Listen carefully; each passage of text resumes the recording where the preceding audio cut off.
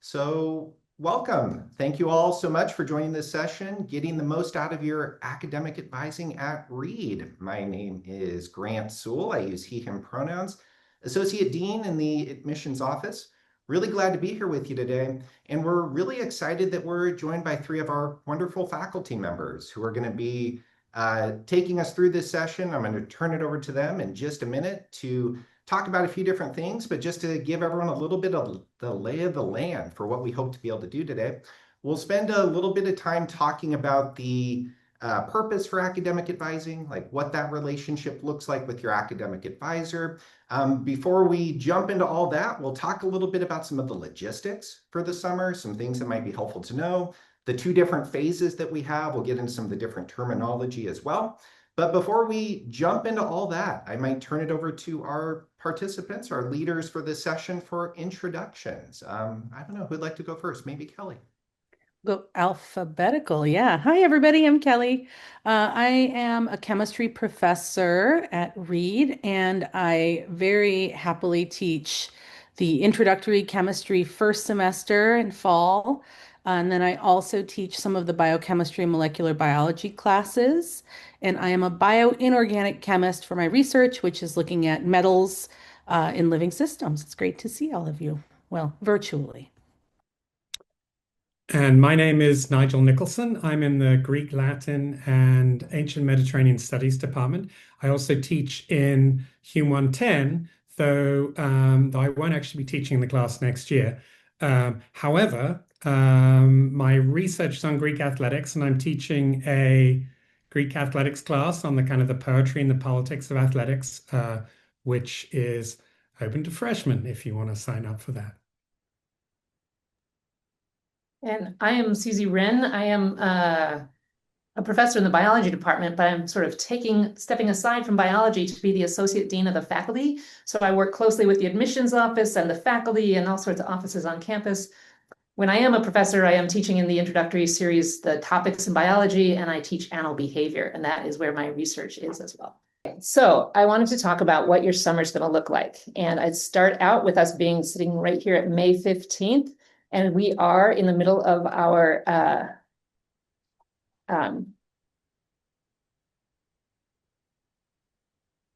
so you should have sent in your selection of major forms. That was due today. We will keep accepting that. Please keep sending those in. This is important information for us because it helps us match you with an advisor and a registration coach later. Because you told us what you wanted to do as your major way back in December when you applied. You may have changed your mind since then, and we want to know that. So that's where we are right now. And coming up, you all will also have this academic advising form that is due in June, and that has more detail in it about what your hopes and dreams of your major and what you want your advisors to know about you. So that'll be also useful information for you to send to us.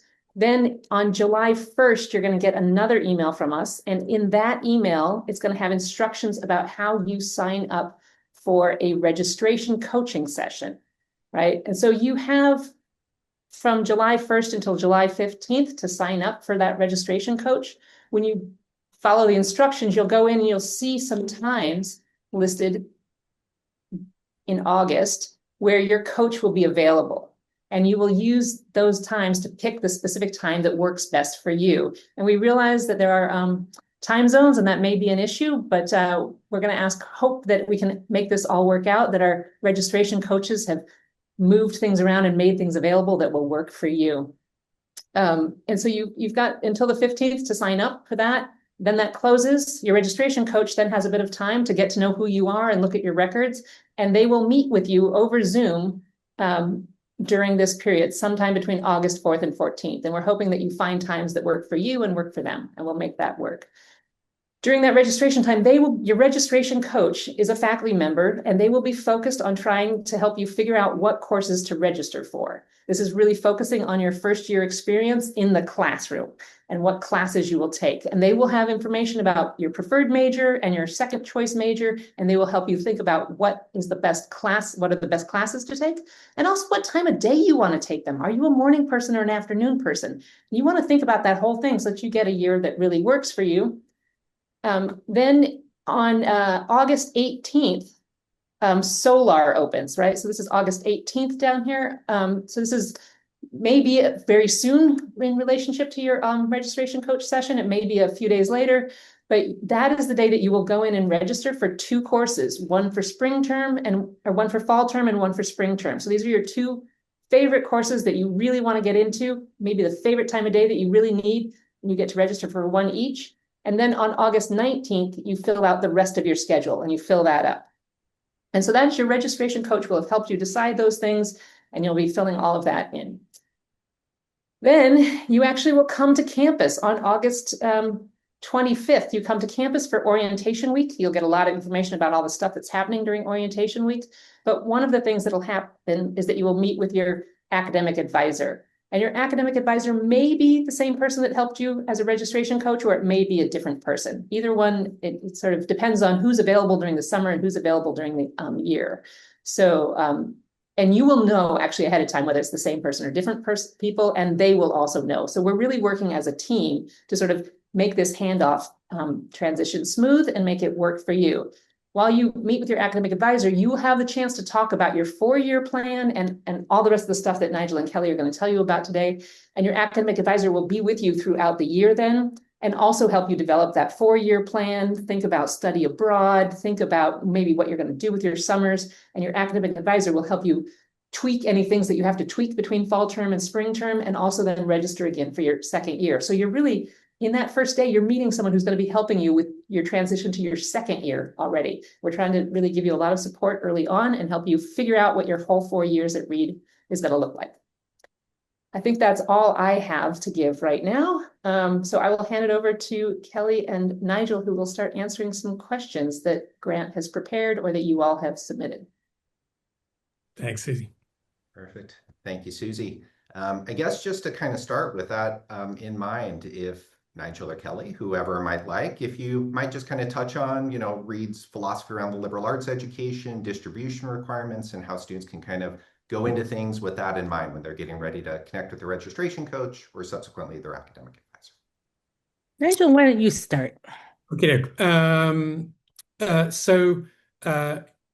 At Reed, we're a liberal arts college, which essentially means that we believe in depth and we believe in breadth, right? So central to your kind of academic journey, your academic development over the next 4 years, will be both that you kind of find a major and that you do deep work in that major and you spend a fair amount of time in that major, and that culminates with your thesis, but also that you do real work and explore other parts of the curriculum.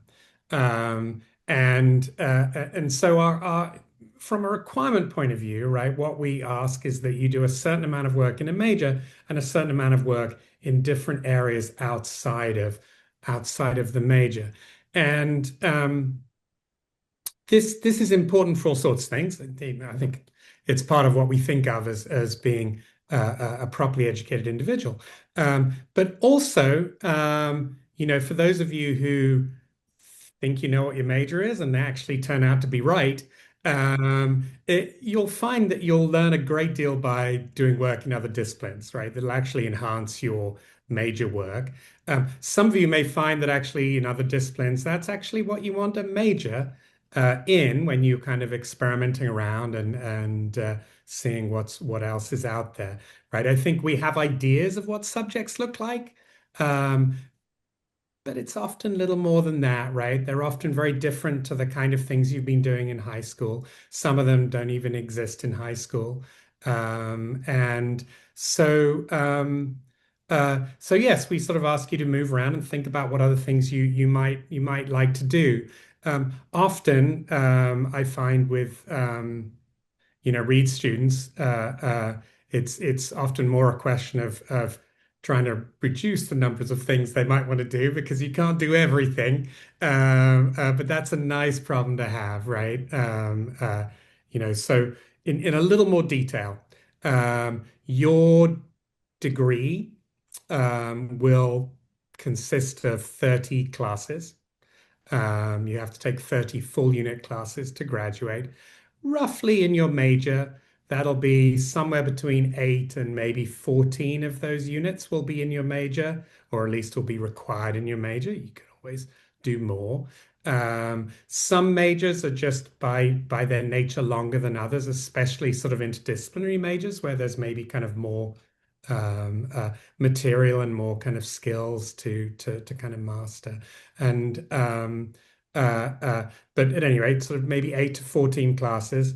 That leaves, a solid half plus of your degree that's outside of your major.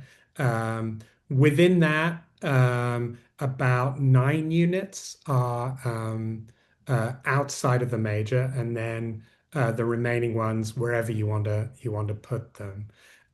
So we talk about, the requirements outside of the major, we might call breadth requirements or group requirements.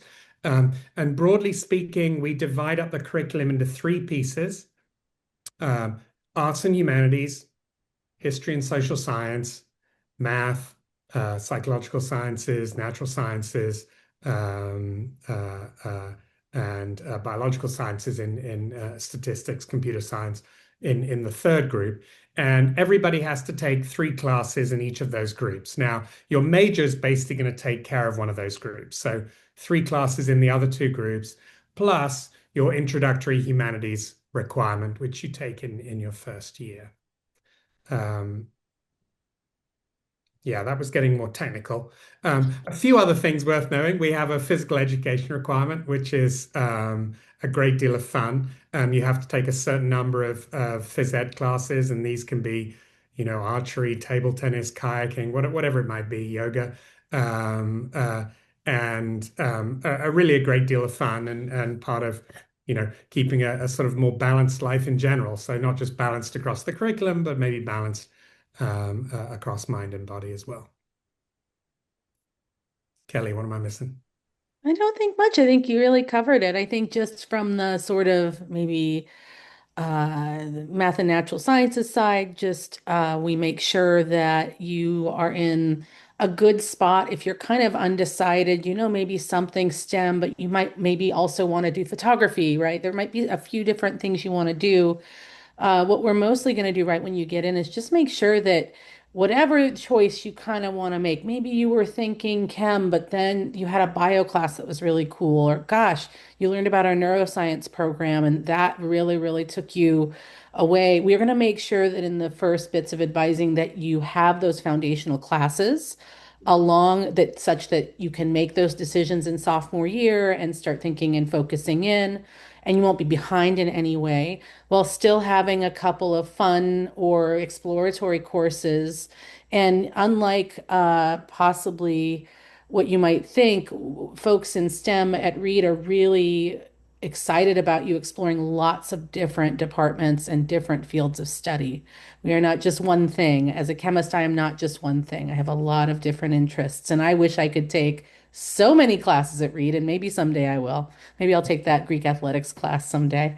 But the point is that we really do want you to be a whole person and get the liberal arts education, but we're going to make sure that you also have those courses that you need. Same thing for those who might be thinking about pre-med or something like that.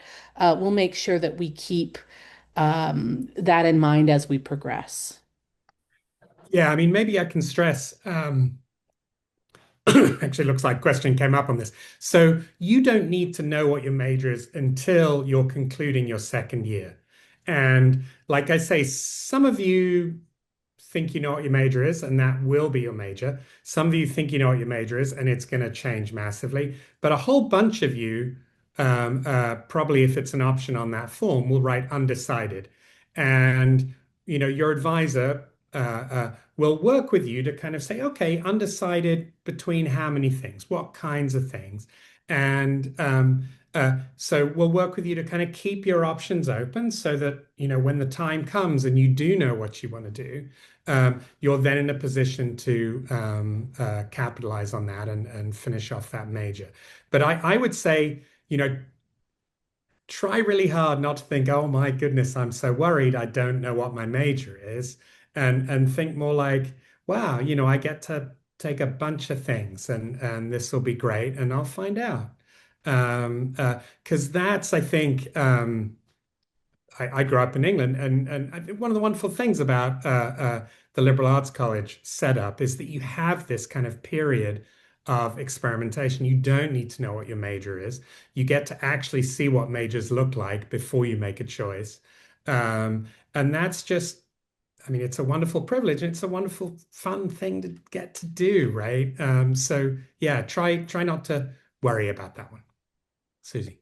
I would just add that while you're doing that exploring, you're checking off all of your distribution requirements. So you're doing what you need to do. We want you to explore and be broad. Absolutely. And kind of dovetailing with that, thinking about the support, do academic advisors help students think about like opportunities for research, internships, study abroad, or are those parts of these conversations? Shall I start up or Kelly, you want to put? So just kind of discussing study abroad Just broadly. anything. I think what we've talked about so far is just kind of slightly nuts and boltsy, right? Yeah, yeah. We will definitely make sure you get the classes you need to get if you're going to be this major or that minor or whatever it is, right?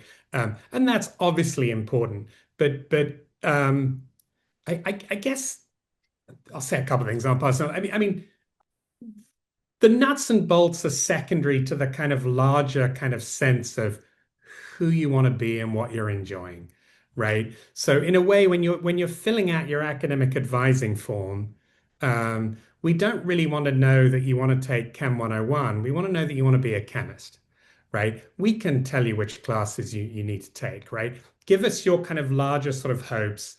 I think I want to be a chemist, but maybe I want to do theater. That's the kind of information that really helps us work out a sort of a program for you. So, yes, we've talked a lot about nuts and bolts, but there's actually a lot more here. And one is the vision, but then there's a lot of different pieces to kind of getting where you want to get to. And maybe Kelly, you can have a crack on that. No, I mean, I think that's exactly right. It it can be, and this is maybe speaking to the chat a little bit, is, your first couple of semesters, you're going to have not necessarily a set path, but there's going to be a couple of foundational things you're going to have. And then from there, you're going to pick one or two things that are totally maybe outside of the wheelhouse, and we try to make sure that you can fit into those. I guess also we're going to want to know about study abroad if that's something that you're interested in. Not because I think it's a great opportunity, and particularly what year you might decide to do it just really depends. I don't know. I think you covered it, Nigel. Um, yeah, let's see. Do we want to take there are some specific, yes, we didn't talk about summer internships and research. Um, uh, at its most basic, right, your advisor is there to help you navigate any questions you have, right? So, we have a careers office, right? We have all sorts of people who will help you with all sorts of things, right? Um, uh, uh, uh, and what we can do is make sure you know who these people are, right? We can put you in touch with the right people. We can help you think about things when you're ready to think about things. And like I say, put you in touch with all the different offices, right? And this might be, all sorts of things, right? Academic accommodations, right? We have an office for that, right? How do you get that sorted out? Well, we know how you get that sorted out. Study abroad, we mentioned, right? There's obviously sort of things to do to be ready for study abroad, both in terms of planning and in terms of just like when do you apply, right? But also internships, depending on what you're sort of interested in. If you're interested in working with a faculty member here, then talking to the faculty members here. But if you're interested in kind of applying for stuff elsewhere, like I say, we'll sort of direct you towards the right people and so on. But in some ways, what we're here for is anything you're worried about, right? Or excited about. Doesn't have to be Yeah. worried. Um, uh, you know, um, we've all been here a while, and we just sort of, if we don't know, we can find it out really quickly. It's not a big school, but we do have a lot of opportunities, and it's really a question of just getting you connected. Yeah, and we also have things like the open houses when you get here and you're interested in, say, research opportunities. Particularly, again, there's plenty of opportunities in other fields, but I'll speak to the division that I'm in, which is math and natural sciences, which is that Reed offers a lot of opportunities for summer research to students, but we're not expecting folks to just, a large number of folks to have to jump right in right away because you also have this amazing thesis experience to look forward to. And I think it's great that students want to get those research opportunities early, and we are going to help you with those skills. Many of our laboratories, for example, are practical laboratories called course-based undergraduate research experiences, where we actually take our labs research and we incorporate that into your teaching lab. So unlike something where you might be thinking the curriculum is kind of, you know, not really dynamic, it comes from a book. That's not the case at all. And so from the very beginning, you're going to be seeing real stuff in your courses for your course credit. You're also going to get this research experience. And then there are the opportunities to do further research in the summers with Reed faculty. Then there are also still some research experiences outside of the college. But we're going to make sure that no matter what, you're ready for that thesis experience when it comes around. And something else, I remember I did one of these with Kelly before, but something Kelly said I thought was really important for everyone just to know, right? That sort of you don't have to have it all figured out now, right? That part of what you do is you navigate this semester by semester, right? And with your advisor, we'll keep an eye on it semester by semester, but you just need to have a sort of a local sense of where you're going and be ready for that to change. We're certainly ready for it to change or to stay the same, but you don't have to have it all figured out. So there's a question here, can I keep in mind both physics and biology? That's nice and easy, right? You can keep three majors from different divisions going for a while. It's just not that hard. More important, just say what it is you want to keep on the boil, right? What are the things you're interested in? And your advisor will work with you to sort of say, okay, I'd recommend doing, because obviously you can't do everything at once, but do this first, do this second, etc. Yeah, there was a question about shifting interest and if a student was maybe aligned in one area and was working with an advisor, and then maybe their interest shifted quite a bit. Under what circumstances might they change advisors? Should they maintain that relationship? And how might that look? Shall I go ahead on that? The uh, the advising relationship is really kind of if you want to change advisor, you can change advisor, right? Now, maybe you don't hit it off with your advisor. That's a good reason to change advisor. You do eventually need to have an advisor in your major. So when you decide what your major is and you're registering for the major, you will need an advisor to be actually in that major. So at some point you'll move towards that. It may be that you're moving towards majors where, your advisor really needs a bit of advice. But again, it's a small place. It's just not that hard to get the advice. Um, so actually, maybe I should backtrack a little bit. Your initial registration coach and your initial academic advisor will all be specifically trained in your uh, uh, likely hoped for the intended fields. Now, they'll also pretty much be able to advise you in anything else. For the first year or two, it's just not that complicated, and everyone's a phone call away, right? So don't think, okay, I've got my registration coach. That's what I have to be. That's not true, right? You can keep thinking it through. Um, uh, uh, but equally, at some point, so I mentioned I'm in Greek and Latin. We have fewer majors than Kelly does in chemistry. So I do a fair amount of advising outside of my major for first year and second year students. And I do majors like physics and math and so on. And it's a really fun thing to do, and you sort of help students navigate their journeys. But then at some point you sort of have to wave them on, right? They need to move into the major they've chosen if they're still in physics and math or whatever they move to sometimes.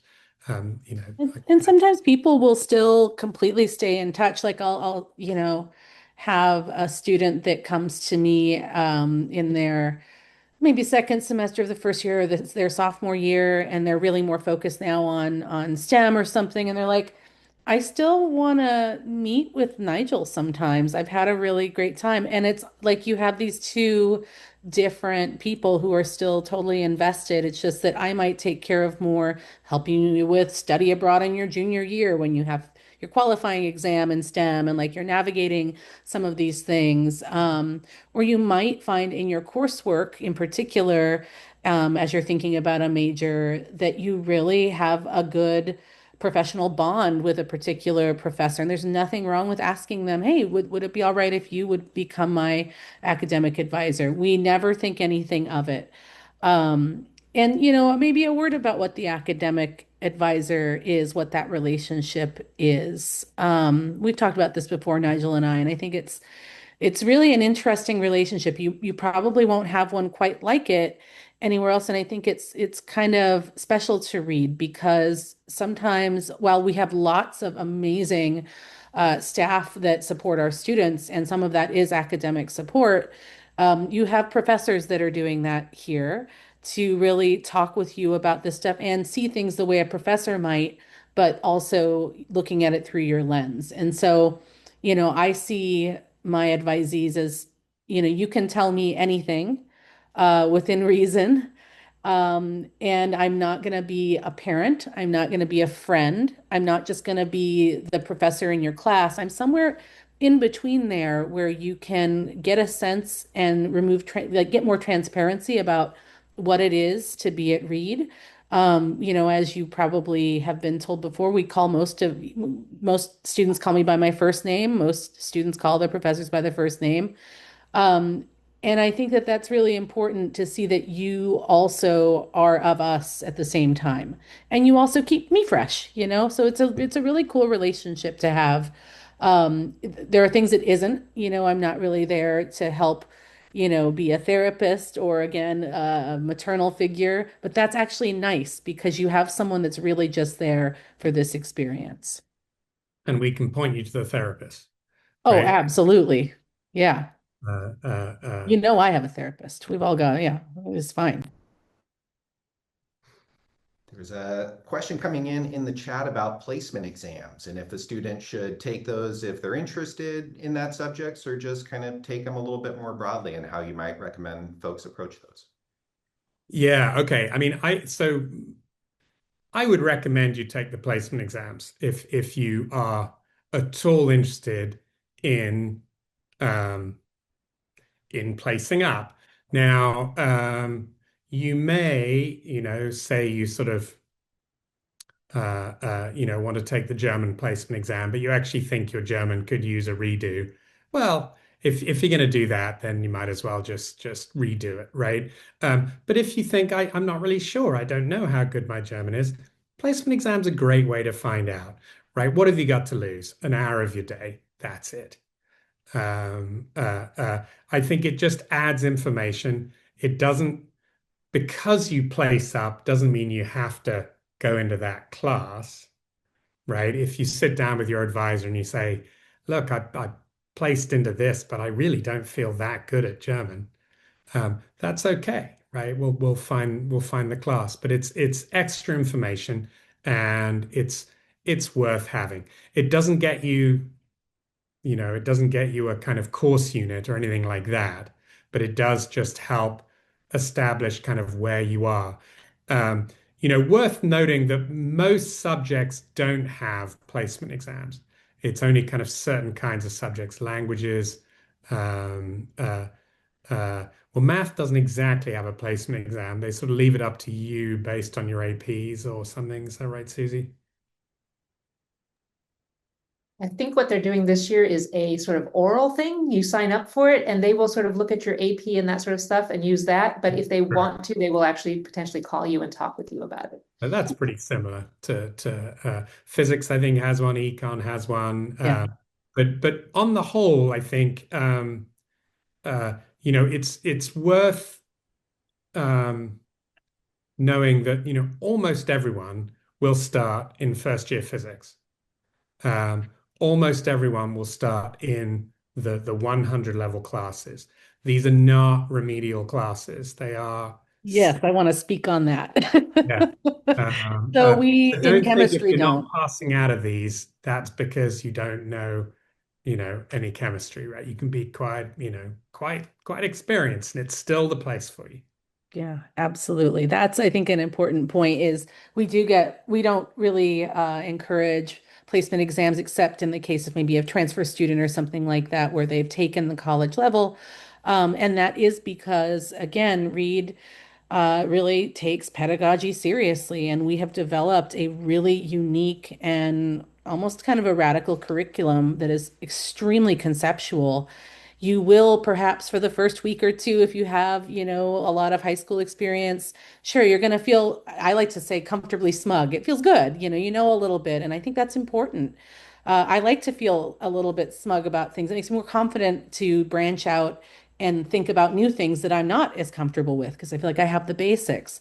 But we quickly leave what you've learned in the dust. And even with the most prepared students, such as maybe those who have done IB or something like that, or gone to had different cultural experiences with education, they have pretty much unanimously said they were really glad that we didn't do that, that they went through this process. They understand the chemistry, the fundamentals better, and even the way that we're teaching it now. I wasn't taught that way, but it has made me a better chemist. It is really, really cool. So you have to trust the process, I think, in some ways.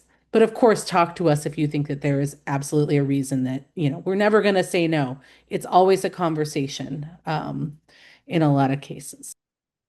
There's a question in there about how many classes does one take. So, a typical load for a first year student is either three and a half, or three and a half, four and a half for the first year. So, one and a half is your Humanities 110 class, your Intro Humanities class. So, that's where the half comes in. So Hume plus two classes and Hume plus two or three classes in the spring.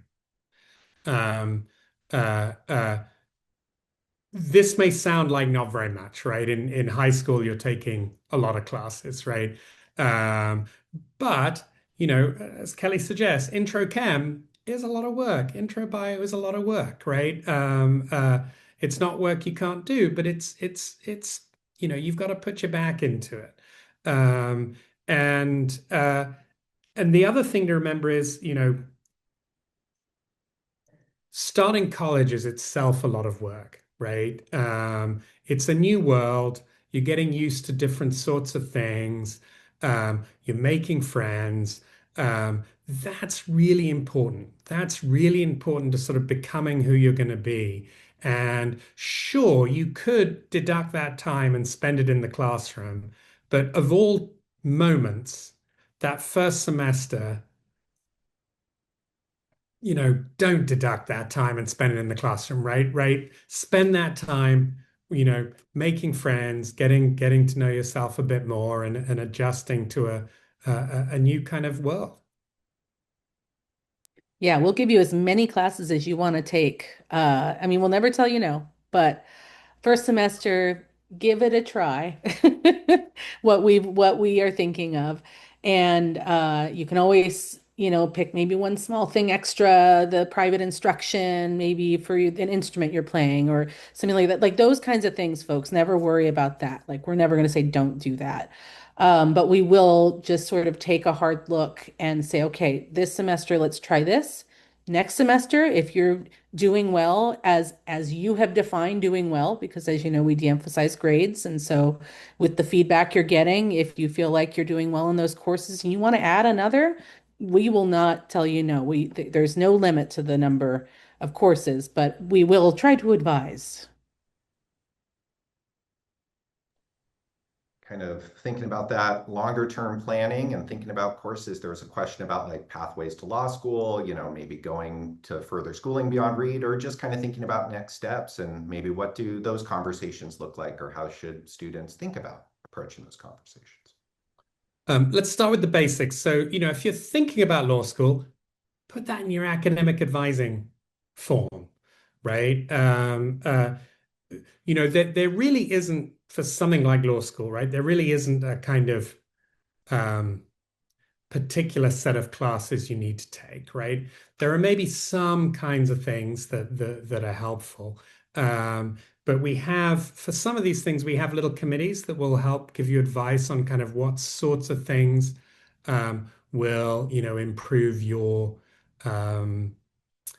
entry probabilities. And some of these things will be academic, but some of them will be things like community engagement programs or student government, right? And these are things too you should be thinking about. And that's why it's important to tell your um, uh, uh, academic advisor what your kind of larger kind of life goals are. If you don't know what your larger life goals are, that's fine too, right? We have sort of workshops on thinking about your larger life goals and so on. Um, uh, uh, but yes, I mean, I think the answer is these are kind of more kind of specific questions that you want to put in your forms and then have that discussion with your registration coach and your academic advisor.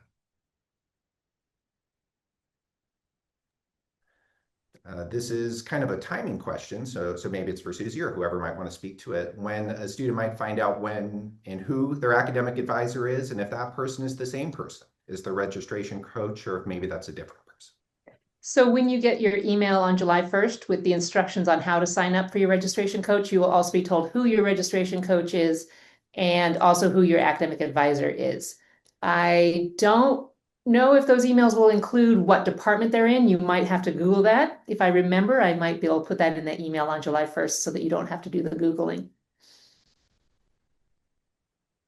Got one other thing I should have said. So when you're thinking about, when you're prepping for your first meeting with your registration coach, I think the temptation is to sort of go through the catalog and say, I want to take this class and that class. And again, much more helpful is I'm thinking about being a chemistry major and a theater major. Um, uh, because you won't necessarily know which classes are, that our classes are very much kind of pyramidal, right? They're built in certain structures, and you have to take this for that, or at least it's a good idea to take this before that, depending on the major. And we can help you navigate the nuts and bolts. Much more important for us than a kind of list of this is what I want to take is these are the kinds of things I want to take. If that makes sense. These are great questions. Yeah. Here's this one about double majors. Can I take that one? Should I read it aloud? That'd be great. Thanks, Kelly. Okay. I hear that there have been students who have graduated with a double major. How does academic advising help students who would like to double major? Oh, this is a great question. So at Reed, you have chosen Reed because you are going to go into depth. You are going to dig in. You are going to get into the nitty-gritty of a subject. And that also is what prepares you for your future beyond Reed, which again, grad school, law school, these things, we're really preparing you to think deeply about a subject.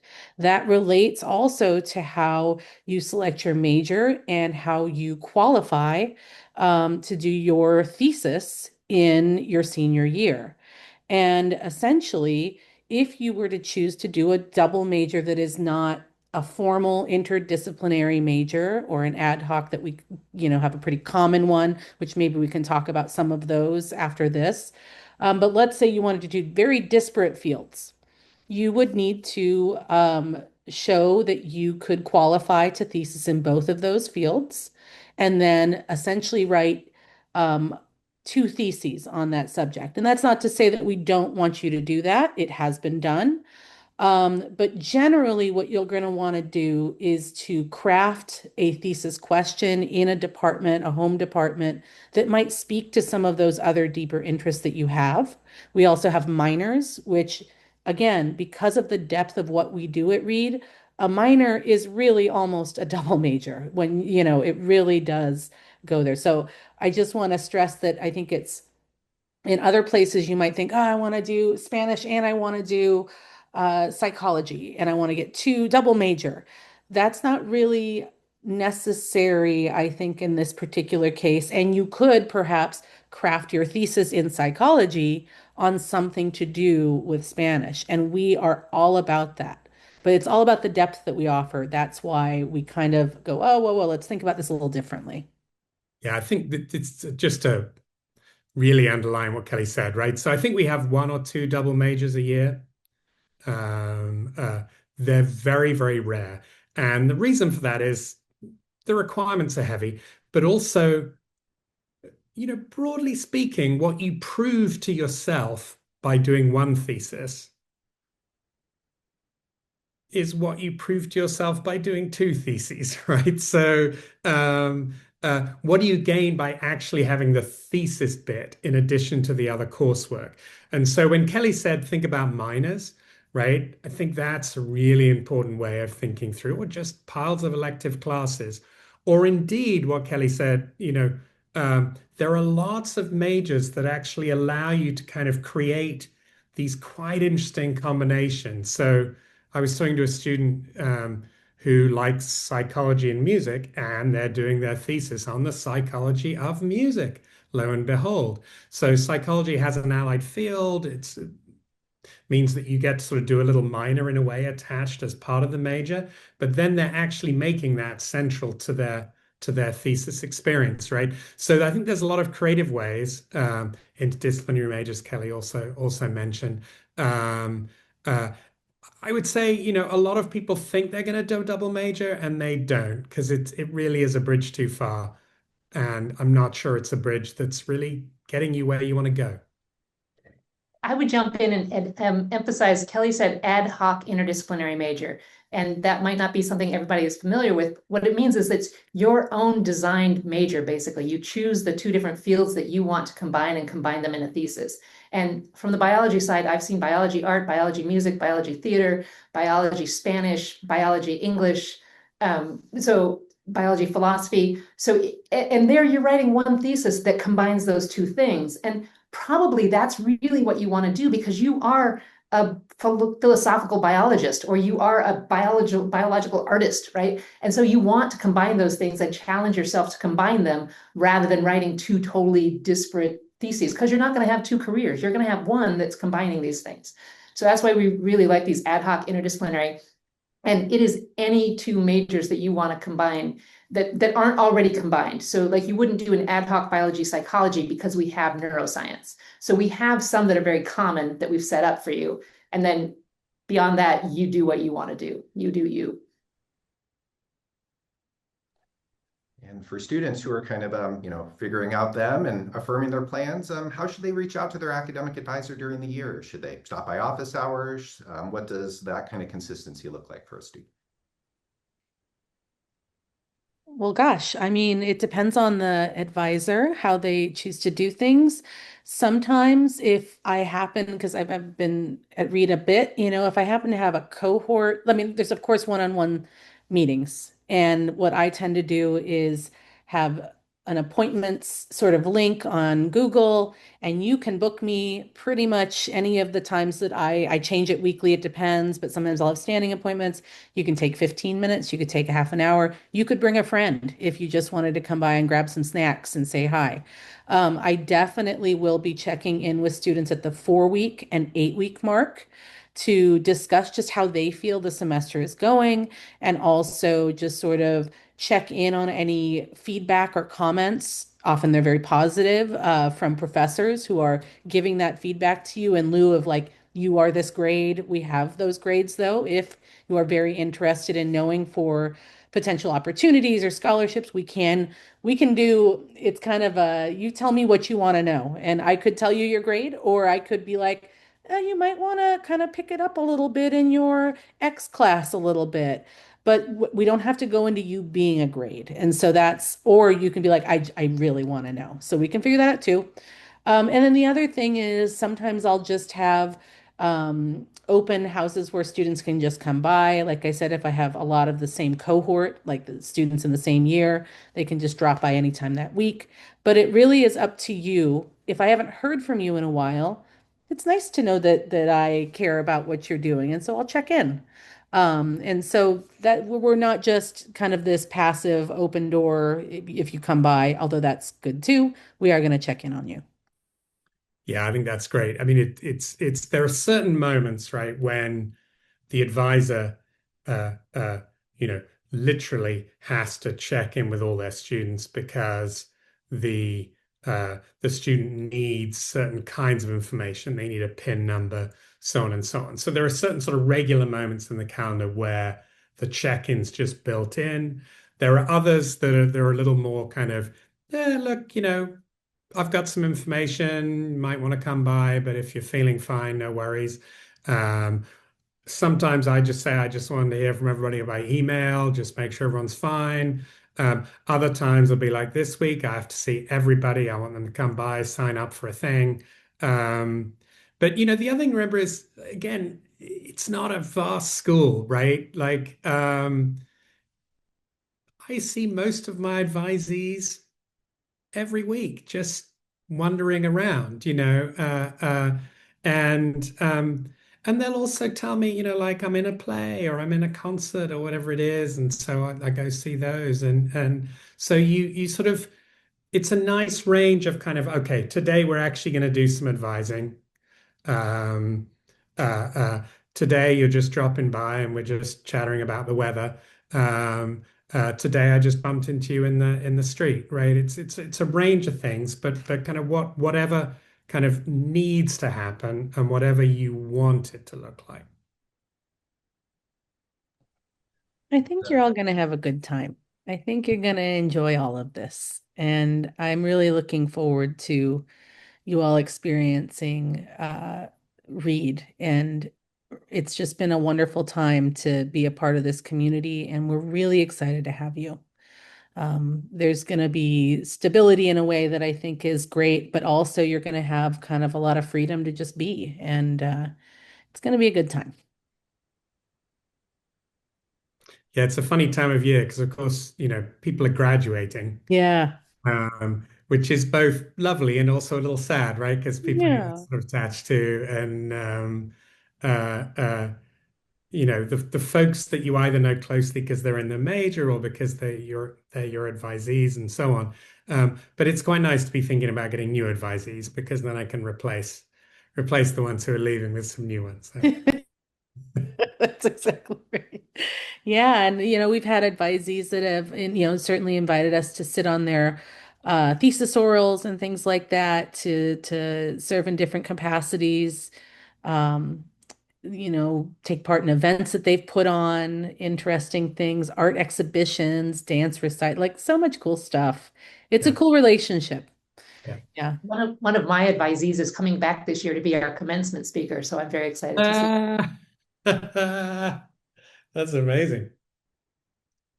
I think we have time for maybe two more questions here, and I think this might tie into what you were just talking about. What behaviors do you think make for good and successful advisees? Ooh, ooh. Um, Not being afraid to say what they really want deep inside. You Yeah, come in with a lot of, you're becoming fully formed. You have thoughts about what you wanted to be or what you wanted to do or explore. But saying out loud, maybe the quiet part is really important because we're a safe place to do that. Like it's not about what other people want. Our job when you get into that room is to help you keep your options open while still maybe paying tribute to what it is you thought you wanted and getting to something else. So if you are very disparate fields and you're thinking majors could be anything, put those down. You'll probably get someone incredibly experienced like Nigel who has seen it all and will not be phased. Whereas if you don't put that you secretly would like to be a German major, then you're going to have a little bit of a different experience. And so it won't be bad, but just go ahead and be open and take advantage of all of the perks that Reed has to offer. And if you're not sure how to access them, that's what we're there for. Be like, I've heard about these clubs, or I've heard about this or that, or whatever. Talk to us and we can put you in touch. Take advantage of all the perks. That's terrific. The other thing I'd add is, it's easy when you get emails from the registrar to think, trash, but read them. The deadlines, will help you with that, but sort of, just read the stuff that comes through. Oh yeah, and if you want help, like you can secretly tell us, like I want to go to this professor's office hours or Oh something. yeah. I'm really nervous about how to do that. I need to write a formal email to petition for a thing. We will help you with that email. We will help you. I've sometimes done some, professional role playing where it's like I'll pretend to be that professor and maybe I'll be a little busy and you have to figure out how to, get to what you need to do and to make this relationship navigating your first interview while we have the Center for Life Beyond Read. We've all been somewhat in your shoes and all of those things you're just not sure about. Like that's what we're there for. And that will make you uh, that will make a good use of advising. If you are having issues with study skills or you're not able to figure out your sleep schedule or something, you don't know really how to use Google Calendar to your best advantage, and you've seen that that's something you need to do, we can help you with all of that. I think the last question we have may be something you touched on, but maybe for all three of you, maybe a piece of advice for our incoming students, maybe as they're going into their summer, getting ready to arrive in the fall, just anything you'd recommend. Mm, I think I'd recommend. It's funny, I've had two kids going through college in the last sort of 6 years, and I'm trying to think, did I give them any advice? I'm not sure I did, but I think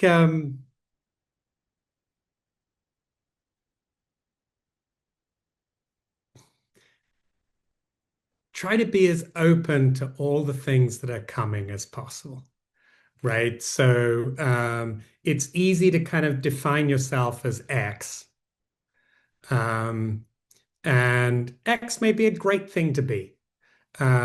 But even if you want to be X, you don't have to just be X.